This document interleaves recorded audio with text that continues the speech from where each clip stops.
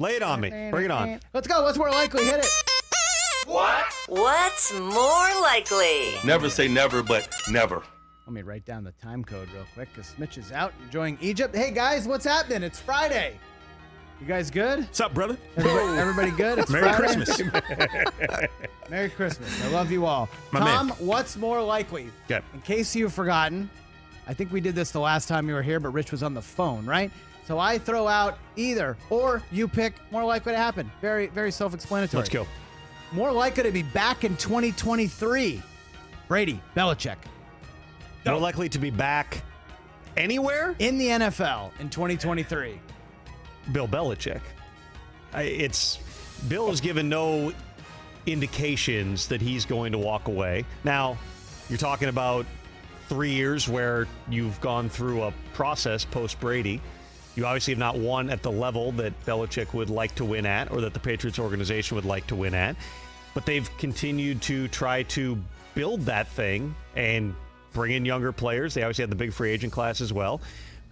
Bill is operating like a guy who thinks he's going to be around. With Tom Brady, it's still very much up in the air. He could return to Tampa. He could go elsewhere. He's a free agent. He can sign anywhere, which is, the second time that's been the case going back to 2020. And he could walk. Bill Belichick doesn't have a $200, $300, $400, whatever it is, $1 million golden parachute like Tom Brady does. That potentially also is a factor, though Bill's done very well for himself over the years. I would say if you had to say who is more likely to be with an NFL team in 2023, give me Belichick.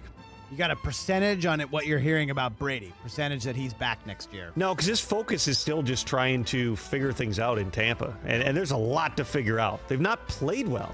If not for that comeback he had a few weeks ago, they're tied for the NFC South lead. They're not even on top of the division. So, yeah, that's what he's been focused on. There's certainly people who know Brady, who believe he's open to coming back, which going into the season was not the case. This was very much going to be the one last run. Now, we'll see. And you also have to remember, if he's going to play, he's playing for one reason. It's not money. It's not even really necessarily for, legacy, so to speak. It's just to try to go win another championship. Does he think Tampa's the best opportunity to do that? Is there someplace else that he believes he could do that? Whether it's, as you mentioned, Las Vegas. Is it potentially there? Is it going to Tennessee and reuniting with Mike Vrabel?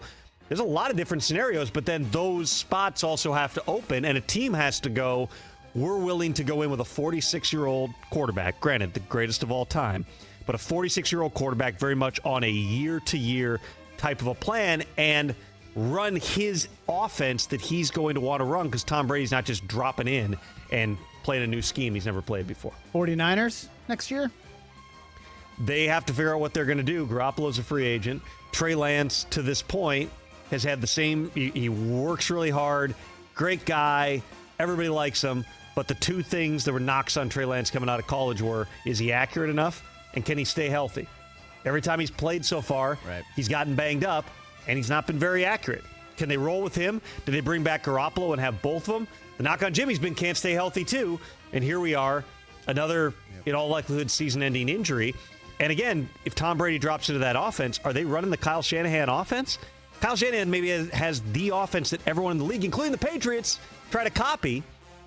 If Brady comes in just running that scheme and all the bootlegs and the play action, that's not really Tom Brady's game. True. So, is it possible? Sure. Let's see what Brock Purdy does here over the next several weeks. All right, big game on Saturday night. They're playing each other, Cowboys Eagles. Who do you like more likely to make a deeper playoff run, Cowboys or Eagles? Oof. That's a tough one because they're different types of teams. I think that the consistency of the Eagles is what you like in terms of their chances going into the playoffs. Now, obviously, there's a question with Jalen Hurts. My understanding is not a long-term injury.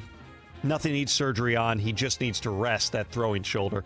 As long as he's okay, he gets that rest and he comes back, they're a dangerous team just because they've got so many weapons all over the field. And the way that they can get after you with A.J. Brown and Devontae Smith and the run game with Miles Sanders, albeit didn't look great last week. And defensively, they got a ton of playmakers as well. With the Cowboys, it's more so if they can capture their potential.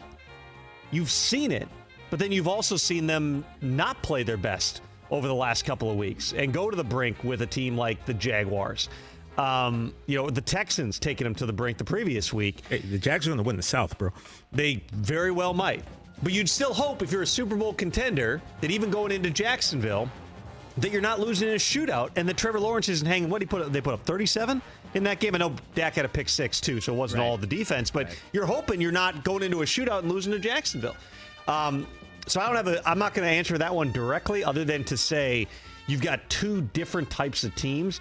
And I don't know that we're going to get the greatest view of what the matchup is this weekend because Gardner Minshew is one of the top 5 probably backup quarterbacks in the league, but he's not Jalen Hurts, who's been playing at as high of a level as anybody.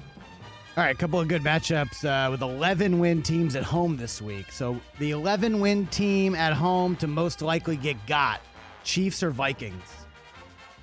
To get got in the playoffs? To get got this weekend, to lose this weekend. Lose this weekend. Chiefs have the Seahawks. The Vikings have the Giants. Correct. If my plane takes off, I will be at that game on NFL Network bright and early tomorrow morning. There you go. Little edgy. Little edgy with the wind and everything. The Seattle needs that game, and the Giants need that game. And somebody who's very smart on NFL Matters told me long ago, when in doubt, look at the team that needs the game more. With Seattle, if they lose this game, they're on the outside of the playoff picture looking in. But that is a tough matchup for them going into Kansas City because it's a road game. With the Vikings, you're talking about a team that they're so talented in terms of the weapons everywhere, but they also, their play style, there are times where they kind of let teams that may not be as talented hang with them. The Commanders made Kayvon Thibodeau look like Lawrence Taylor last week. Yeah, so they're going to have to, the Vikings with Christian Darrisaw there, he's going to have to do a better job than what Washington did in terms of their protection. I still think that's a tough matchup too. But just based upon the way that the Vikings have allowed teams to hang with them this season, even at home, I think you'd probably have to say the Giants in that one. Team most on upset alert this weekend. Mm-hmm. Bengals or 49ers? Bengals in New England, Niners home for the Commanders. It's Brock Purdy. He's played really well to this point. He was also a 7th-round draft pick in the third quarterback that they're playing. The Commanders get Chase Young back this week. That defense is really tough. They've been playing well. San Francisco's still a little bit beat up. There's no Debo. I'm thinking this out in my head. I think you probably say the Commanders could pull this off as opposed to the Patriots against the Bengals, just because I don't know that you've seen. The Bengals offense is so dangerous, and the Patriots offense right now is not, and there's a lot of frustration there. It's in New England, right? Right. Game is in New England, and the Commanders are at San Francisco. Correct. So they're both road games. I don't like either team's chances probably of an upset here, but yeah, I think I'd probably say the Commanders just based upon. They need this one too. They have to go and get a win, or they're going to be in tough spot in the playoff picture too. They've got weapons. They've got guys who can make plays. They've got to give the quarterback time. Temperature in Foxborough tomorrow. Teens, 16-mile-an-hour winds. So there's that too. That's the other reason it's a 3-point spread. That sounds miserable. Because that could end up being a 13-10 type of game. Yeah. With Cincinnati, I just want to see can they run the ball? Because last week, it was not. Joe Mixon never really got going in that game. Environment like this, you're thinking, okay, we got to pound it. But, we'll also see how Bill Belichick decides to approach the game and what he tries to take away. I would certainly think they're going to gear up on trying to stop Joe Mixon. Make Joe Burrow have to throw it in Bill that. Belichick coaching for his job. Per Brockman. Some might say. Coaching for his job. All right, some might say. It's on the line, Bill. It's on the line. Right in this area code here. Some might say. A couple more here. A 6-8 team more likely to keep their playoff hopes alive. Browns or Packers? The Browns face the Saints. The Packers in Miami. Are in Miami. Number 12 is that man, though.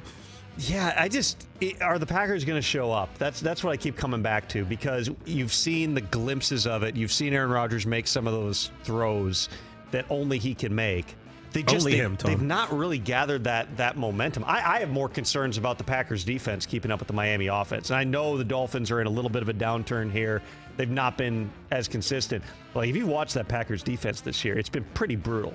for a good portion of the schedule. And coming into the year, weren't they supposed to be kind of on the uptick a little People bit? thought that. The analytics suggested they were not going to be that great. Okay. But they also, I mean, the most consistent player on that defense was Rashawn Gary, who then tore his ACL. Jair Alexander just made the Pro Bowl. He's not had his best season.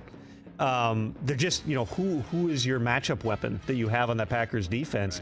Right. That's been one of the ongoing questions. So I would say in what potentially will be kind of an ugly game. The weather's supposed to be bad too, right? Are the Browns in New Orleans or is it no, it's in Cleveland, right? It's in Cleveland. It's in Cleveland. So ugly elements. You got a quarterback who can run for the Browns. Give me Deshaun Watson in Cleveland. Oh. What's more likely? Sean Payton still at Fox next year. Or coaching the Patriots. I'll take it. Are you reporting that? Don't tweet it. Don't get his hopes up. This is your idea, Sean Payton back at Fox next year or on an NFL sideline? Great question. Sean's going to be targeted in terms of where he's willing to go, and he's not going to come cheap. And the Saints have to trade him. It's a lot of moving parts. I believe in the right scenario, Sean Payton is back on the sideline. But he's not just going to take a job to take a job. If he gets offered Houston, okay? Right. And the Texans, at this point, they need something to, and Lovie Smith is still employed. I don't mean to jump ahead of ourselves here, but if that's the only job, I don't know why Sean Payton would do it. He can go do broadcasting, continue to wait. He's got to make some decisions, but I know this. He's refreshed. He's taking his time away, just golfing, working out, enjoying his family, living out in Los Angeles. He is in a different place than he was a year ago when it just, you're in a place for 16 years. Can wear you out. Yeah. So I believe that he's in the right mind frame to want to do it. And he's one of the best offensive minds that you've ever had. And he took a team in New Orleans that was a non-factor and had all kinds of problems and takes over amidst Hurricane Katrina and turns them into a perennial contender twice. Wins the Super Bowl. Yeah. Then, they inevitably go through that rebuild phase. They have a couple of rough seasons in there. And then they're back and they're winning 10, 11, 12 games every year again. That's really, really hard to do. So, I have the utmost respect for Sean Payton. It's just a matter of does everything line up where it's the right spot? Because if it's not, he's not just going to take a job to take a job. Last one. Every year there's an average of 6 to 7 NFL coaches that lose their job openings. Last year there was 10. So if I put the number at 6.5 new coaches in 2023, Tom, we going over or we going under? I'm wondering who the half of coach is who got fired. Well, it's the same guy who voted in your poll yesterday. That's a good point. Split that baby. Right now, you'd have to say the under, just because there were so many changes last year. You said it was 10. And that's virtually unprecedented. Right now, there's not a lot of clarity, but that's partly driven by the fact that here we are entering week 16. It's December 23rd, and there's only 5 teams mathematically eliminated. 27 teams still have some type of a chance right now, and so until even though no owner or team president or GM should be looking at this and going, well, if we can win 2 of these next 3, then we keep the coach. If we don't, then we should fire him. But that's outcome-based analysis is a huge piece of this. There's a recency bias to it.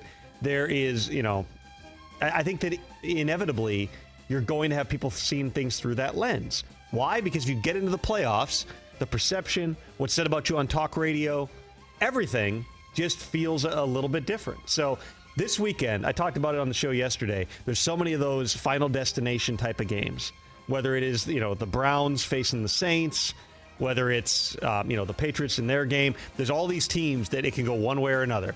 Last night was one with the Jets and the Jaguars. You heard Robert Saleh today, far-fetched to talk about playoffs. Now it's about finishing strong. Yep. That felt like, see you in 2023 Jets. Jaguars now on the brink. They can beat the Titans in Week 18. They're going to be the AFC South champions. They're going to go into the playoffs. Let's see this weekend in particular what happens. And that's going to sort out a lot of other things. But right now, give me the under. All right. Catch the Rich Eisen Show every single day on the Roku channel, 12 to 3 Eastern, for free.